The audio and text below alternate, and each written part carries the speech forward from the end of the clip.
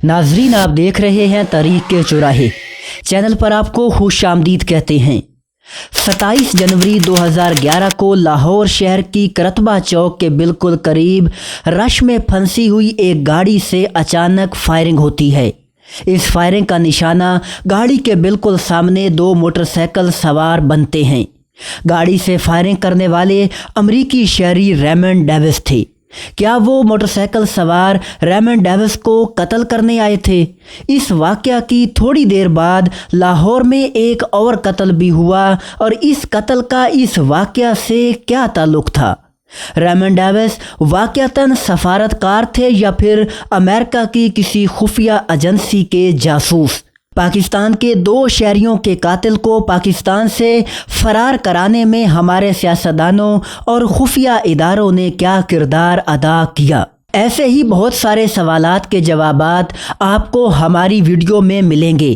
तो चलिए शुरू करते हैं। हुआ कुछ यूं कि 27 जनवरी 2011 को रेमंड डेविस अमरीकी कौंसल खाने जाने के लिए घर से निकलते हैं तो करतबा चौक के बिल्कुल करीब उनकी गाड़ी ट्रैफिक सिग्नल पर रुक जाती है।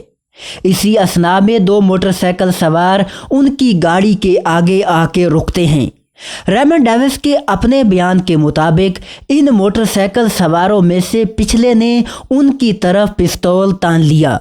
यूं उन्होंने सेल्फ डिफेंस में अपनी गाड़ी में बैठ के उन पर फायरिंग की। जब ये वाक़या रोनुमा हुआ तो तब रेमंड डेविस के पास ग्लॉक 17 गन थी और उन्होंने सिर्फ 2 से 3 सेकंड के दरमियान 10 गोलियां चलाईं।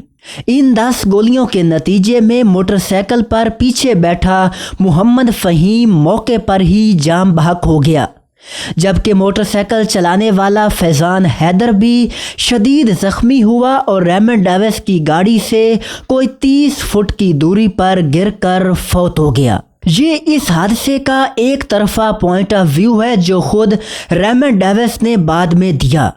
इस हादसे का दूसरा पॉइंट ऑफ व्यू जो ऐनी शाहिदीन और पुलिस की ऑफिशियल रिपोर्ट्स पर मुश्तमिल है। दूसरी तरफ के पॉइंट ऑफ व्यू के मुताबिक उन मोटरसाइकिल सवारों के पास पिस्तौल ज़रूर था और उन्होंने मौका पर निकाला भी था, मगर रेमंड डेविस पर ताना नहीं था।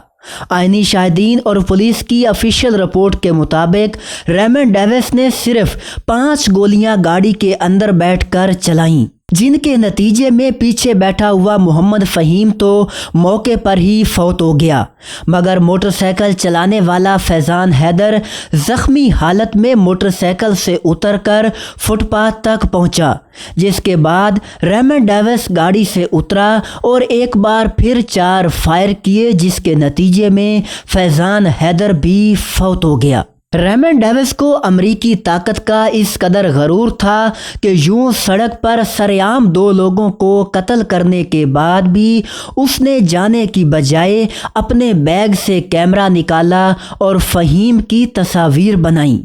रेमंड डेविस ने मुख्तलिफ ज़ावियों से तस्वीर बनाने में इतना वक्त लगा दिया कि जब वो वापस गाड़ी में जाकर बैठा तो लोग उसकी गाड़ी का घेराव कर चुके थे। रेमंड डेविस किसी न किसी तरह हजूम से गाड़ी निकालने में कामयाब हो गया और अब उसका अगला टारगेट अमरीकी कौंसल खाना था।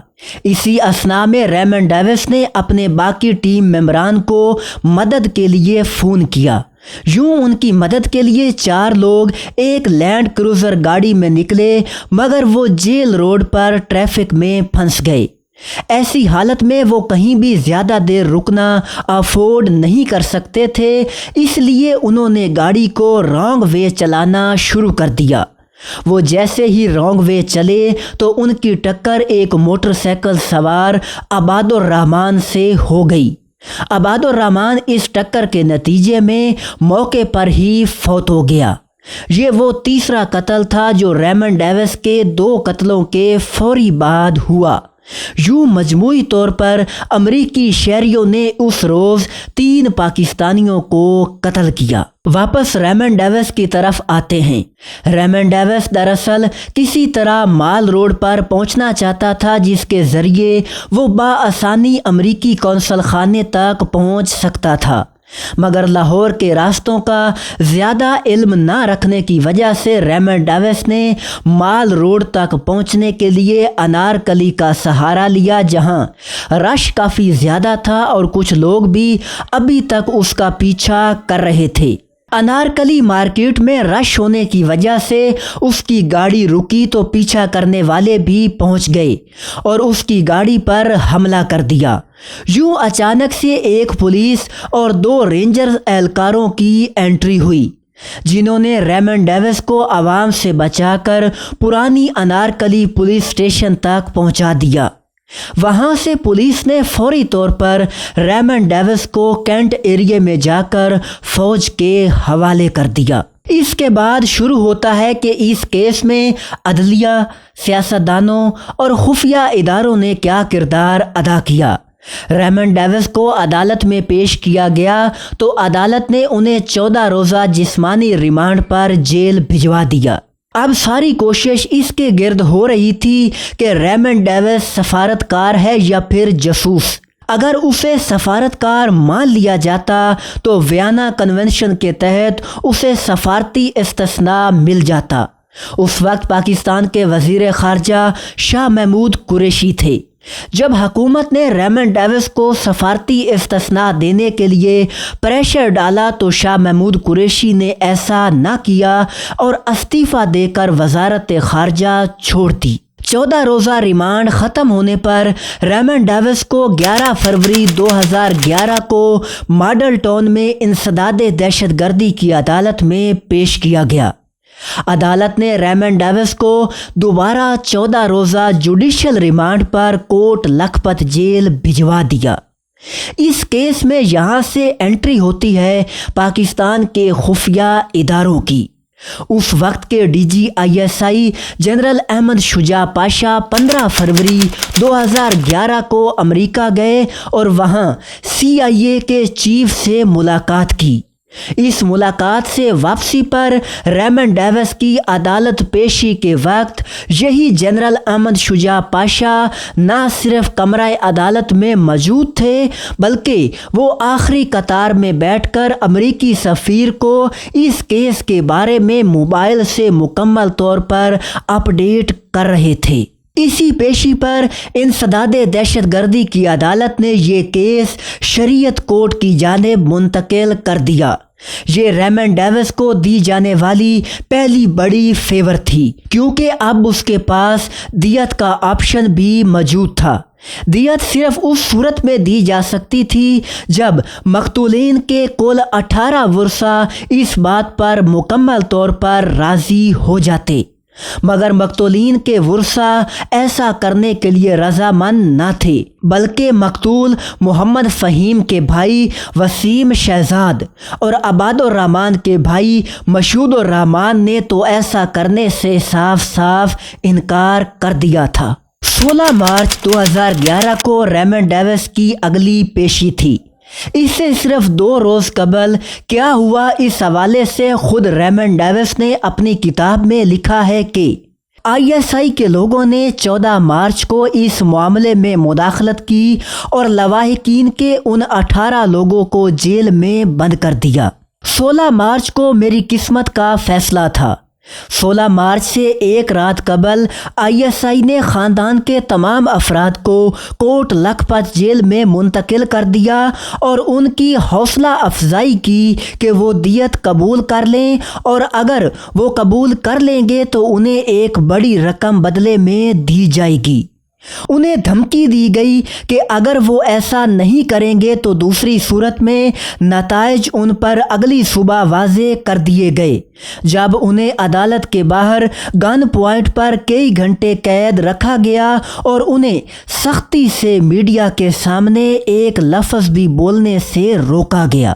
16 مارچ کی عدالتی کارروائی کو بھی ریمنڈ ڈیوس نے اپنی کتاب میں لکھا ہے۔ ان کے مطابق ان لواحقین کے نئے وکیل ارشاد نے محمد فہیم اور فیضان حیدر کے خاندان کے 18 افراد کی دستخط شدہ ایک دستاویز عدالت کو پیش کی، جس میں ملزم کو معاف کرنے اور دیت لینے پر رضامندی ظاہر کی گئی تھی۔ यूं मकतूलों के वर्सा के कुल 18 अफराद को फी कस $1,30,000 अदा किए गए। मजमूई तौर पर मकतूलीन के वर्सा को $23,40,000 अदा किए गए। पाकिस्तान की तारीख में खून बहा के तौर पर दी जाने वाली ये सबसे बड़ी रकम थी। नाजरीन, क्या आप जानते हैं कि फौरी तौर पर मकतूलीन के वर्सा को ये रकम किसने दी थी? इस सवाल का जवाब भी खुद रेमंड डेविस ने दिया है। रेमंड डेविस के मुताबिक पैसे ISI ने दिए थे और बाद में अमेरिका ने ये रकम पाकिस्तानी हुकूमत को अदा कर दी थी। रेमंड डेविस की किताब के चंद आखिरी सफ़हात में एक लाइन दर्ज है कि ISI मेरे बाहर आने की तख्लीक कार थी। ये बात भी दिलचस्प है कि जब ये केस चल रहा था तो उस वक्त के DG ISI general Ahmad Shuja Pasha का टेन्योर ख़त्म हो गया था, मगर इन खिदमात के इवज़ उन्हें 1 साल की एक्सटेंशन मिली। ये पाकिस्तान की तारीख में पहली बार हुआ कि किसी DG ISI को एक्सटेंशन दी गई। नाजरीन, अब शायद इस केस के हवाले से तो कम अज़ कम ये समझाने की ज़रूरत नहीं है कि रेमंड डेविस को पाकिस्तान से फ़रार कराने में किसने क्या किरदार अदा किया था। उम्मीद है वीडियो आपको पसंद आई होगी। मज़ीद ऐसी मालूमाती वीडियोस देखने के लिए चैनल से जुड़े रहें और हमारी मालूमात को मज़ीद बेहतर बनाने के लिए कमेंट सेक्शन में अपनी राय का इजहार ज़रूर कीजिए।